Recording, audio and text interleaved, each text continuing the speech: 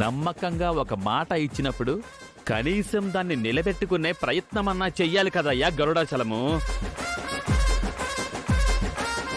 ఏదో తూతు మంత్రంగా మీరు నా పెళ్లి ప్రయత్నాలు చేసినట్టు నేను సిల్లీగా రాజకీయ పావులు కదపలేను కదా.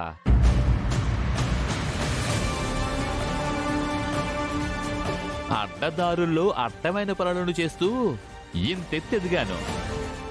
ఎథిక్స్ మాత్రం ఎప్పుడూ ఎక్కడా వదిలిపెట్టలా. చూసావా అఖిలమ్మా, మన మినిస్టర్ గారి మనసు వెన్నపూస. మనం ఇచ్చిన మాట నిలబెట్టుకోలేకపోయినా స్వామివారు మాత్రం ధర్మప్రభువులు, మాట తప్పలేదు.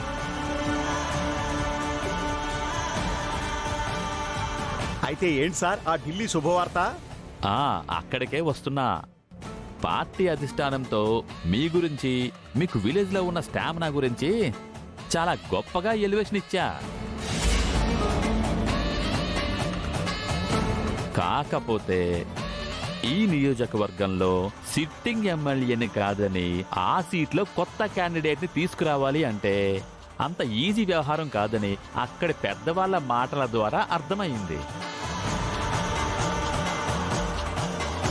అందుకే ఆలస్యం చేయకుండా వెంటనే మీరు 50 కోట్లు పార్టీ ఫండ్గా పంపిస్తే ఇంక టికెట్ కన్ఫర్మ్ అయినట్టే.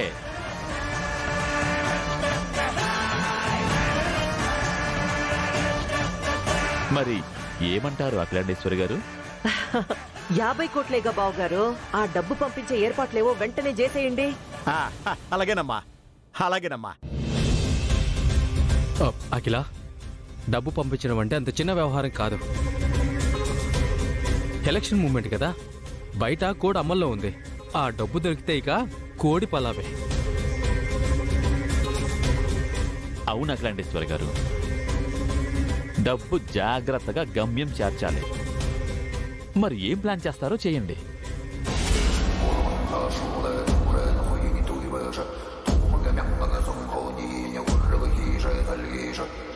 ఈ అడ్రస్కి డబ్బు చేర్చండి. ఆలస్యం చేయొద్దు. అక్కడ కాంపిటీషన్ ఒక రేంజ్ లో ఉంది. చూసుకోండి. మరి వస్తాను. నమస్కారం. మంచిది. నమస్కారం బావగారు. అమ్మా, త్వరగా ఆ డబ్బు పంపించే ఏర్పాట్లు చేయండి. అలాగేనమ్మా. సరే.